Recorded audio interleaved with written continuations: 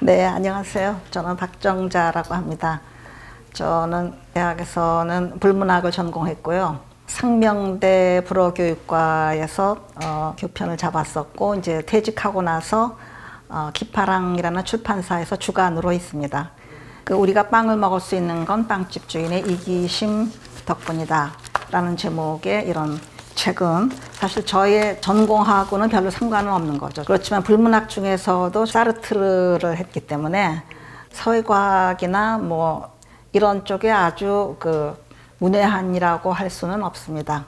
그래서 이제 왜 이런 책을 쓰게 됐느냐 하면은 우리 사회가 너무나 자본주의에 대해서 모르고 있고, 그리고 자본주의를 모든 것의 악이라고 생각하는 그런 풍조가 있어서 특히 젊은이들한테 자본주의가 무엇인가 라는 거를 좀 쉽게 알려주고 싶어서 그래서 이런 책을 썼습니다. 우선 사회주의자들 또는 좌파들은 아주 자본주의를 악마화하죠.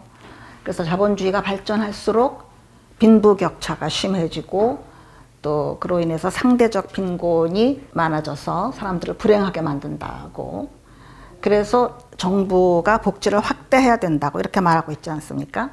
그런데 제 생각에는 이거는 단기적인 생각과 장기적인 생각으로 나누어야 한다라고 생각이 됩니다. 그러니까 단기적으로는 가난한 사람들이 지금 당장 돈이 없는데 정부로부터 돈을 받는다든가, 또는 일자리가 없는 사람 젊은이들이 공무원 시험을 봐서 공무원이 된다든가, 공무원 일자리를 많이 늘려가지고 이러는 게 단기적으로는 좋지만, 그러나 장기적으로 생각하면 젊은이들이 일에 도전하지 않고 그냥 쉽게 정부에서 주는 돈만 받고 산다거나, 또는 편한 공무원 생활만 한다거나, 이런 사회에는 미래가 없지 않습니까?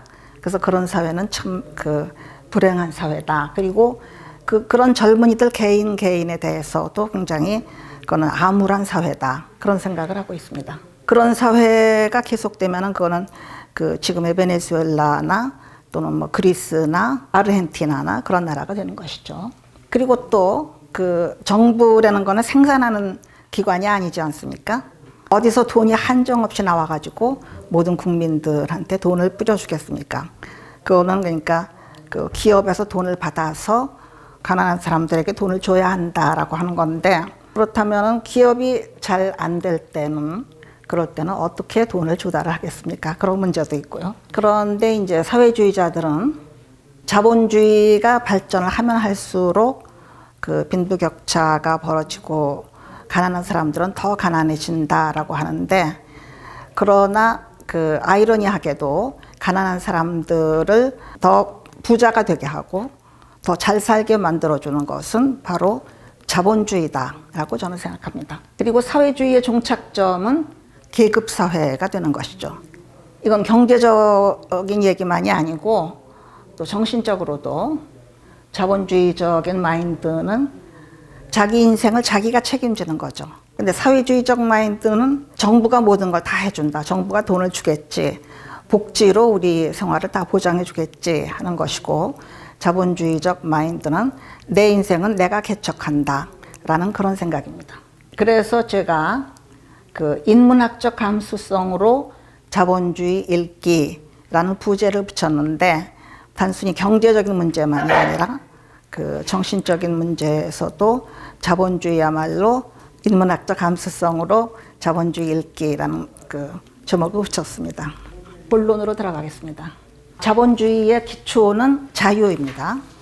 기본적으로 얘기해 보면은 16, 17세기에 토마스 홉스가 욕망의 운동에 아무런 방해가 되지 않는 것, 그것이 자유다라고 말했습니다. 우리 인간은 평생 동안 욕구를 가지고 욕망을 추구하고 또는 힘을 추구하는데, 그런 힘의 추구 또는 욕망의 추구를 방해하지 않는 상태, 그게 바로 자유다라고 했습니다.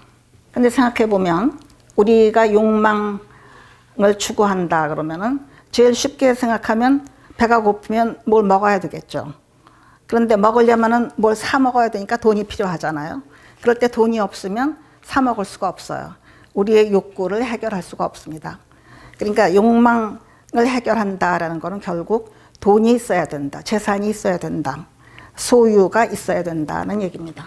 그래서 그 재산과 자유, 그러니까 그 욕망을 방해하지 않는 자유, 이렇게 두 가지가 중요한데, 그러나 그 두 가지가 있더라도 자신의 생명이 없으면 아무 소용이 없잖아요. 그러니까 생명이라는 게 또 굉장히 중요합니다. 그래서 그 조금 후 세대인 존 로크는 그 우리의 생명과 재산과 그리고 자유, 우리가 마음대로 활동할 수 있는 자유, 이 세 가지가 자유주의의 가장 중요한 3대 요소라고 했습니다. 그래서 존 로크는 인간의 권리는 이 세 가지가 침해당하지 않을 권리, 그 이외에 아무것도 아니다 라고 했어요. 그런데 지금 생각해 보면 토마스 홉스나 존 로크, 그러니까 16, 17, 18세기 사람들인데, 이들의 자유주의는 자연권적 자유주의라고 할 수 있습니다. 자연권이라는 것은 17, 18세기 때에 서양에서 태동한 계몽주의의 기본 사상이죠. 그러니까 인간은 누구나 평등하게 태어났고 인간이라는 자연을 똑같이 갖고 태어났다. 그리고 생명을 보존하고 행복을 추구할 권리가 있다. 라는 것이 바로 자연권의 기본 사상입니다. 존 로크나 토마스 홉스의 자유주의는 바로 이런 자연권적 자유주의라고 할 수 있습니다.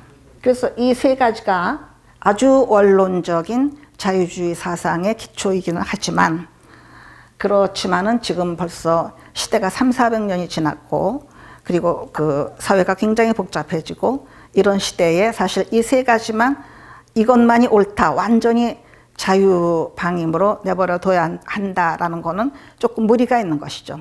그래서 이미 홉스도 이런 자연권적 자유주의에 대해서 어떤 대안을 제시했는데, 그게 바로 그 인간은 인간에 대해서 일이다, 이런 말 여러분들 다 들어서 알고 계시죠.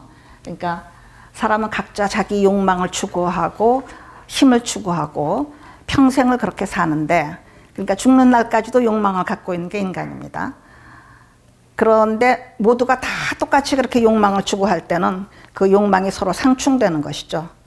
그럴 때는 서로 투쟁을 하게 되는데, 온 만인이 서로 투쟁하다 보면은 그거는 만인에 대한 만인의 투쟁이 되잖아요. 그래서 그럴 때는 인간은 바로 인간에 대해서 일이이다, 서로 일이가 된다. 그래서 라틴어로 호모 호미니 루푸스입니다. 인간은 인간에 대해서 일이이다. 그런데 이런 상태인데, 이런 상태를 그럼 어떻게 해결을 할 것인가? 이럴 때는 모든 사람들을 위압하는 그런 어떤 커다란 힘이 있어야 된다. 그 힘을 홉스는 구약 성경에 나오는 리바이어던으로 상정을 했죠. 그러니까 리바이어던이라는 것은 구약 성서에 나오는 아주 굉장히 커다랗고 무서운 괴물의 이름이죠. 그러니까 다시 말하면 이거는 절대 권력의 국가를 말합니다. 이런 국가가 있어서 모든 사람들의 욕망을 조절해야만 된다. 그러니까 완전히 자유를 줄 수는 없는 것이다. 그런 얘기를 했습니다. 또 19세기에 와서 미국의 민주주의라는 책을 쓴 토크빌도 존 로크식의 그런 그 자유주의 이론을 비판을 하면서, 그렇게 자족하는 개인, 스스로 이제 혼자 만족해하는 그런 개인의 개념을 가지고는 사회를 유지한다는 거는 실패하게 마련이다, 그렇게 얘기했습니다. 벤담도 이 최대 다수의 최대 행복이라는 공리주의 사상가죠. 벤담도 사회적 불평등을 없애기 위해서는 사회 제도를 개혁해야 된다, 이런 식으로 얘기를 했고요.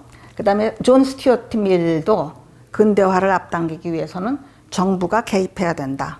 그러니까 그 존 로크의 완전한 자유에서는 조금 비판을 가하는 것들이었죠. 그러다가 이제 20세기로 들어오면, 20세기에서는 1930년대에서 70년대까지 케인스 이론이 그 지배적이었습니다. 케인스는 정부의 개입을 지지하는 것이었죠. 완전히 자유를 주는 것이 아니라 정부가 어느 정도 개입해야 된다. 그 다음에 1970년대, 80년대로 오면은 이제 케인스 이론은 조금 퇴조하고, 그때는 하이에크 또는 밀턴 프리드만 또는 부캐넌 같은 사람들의 이론이 주목을 받기 시작하는데 이것이 바로 신자유주의, 새로운 자유주의라는 것이죠.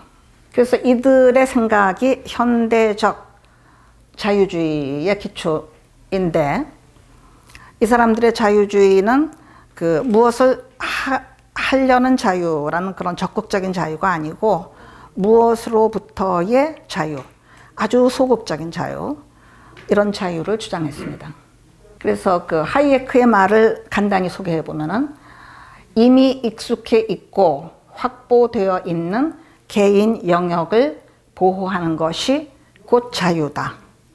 그러면 이미 익숙해 있고 확보되어 있다라고 하는 것은 뭐겠어요? 우리의 가족 또는 나 자신, 직장, 이런 내 주변의 그런 주위 환경 이런 것들이겠죠. 그러니까 재산, 직업, 가족의 생명, 안녕 이런 정도를 보호하는 것이 바로 자유다라고 말했습니다.